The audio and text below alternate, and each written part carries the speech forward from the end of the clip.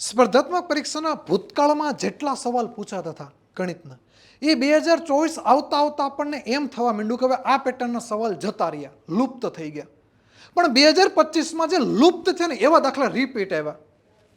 એમાંનો એક દાખલો આ છે કે અહીંયા મને બે સંખ્યાનો સરવાળો આપેલો છે અને બે સંખ્યાનો તફાવત આપેલો છે, અને આમાં એમ એટલે કે પહેલી એટલે કે મોટી સંખ્યા આપણને પૂછેલી છે. હવે આના ઉપયોગી પૂછાય છે.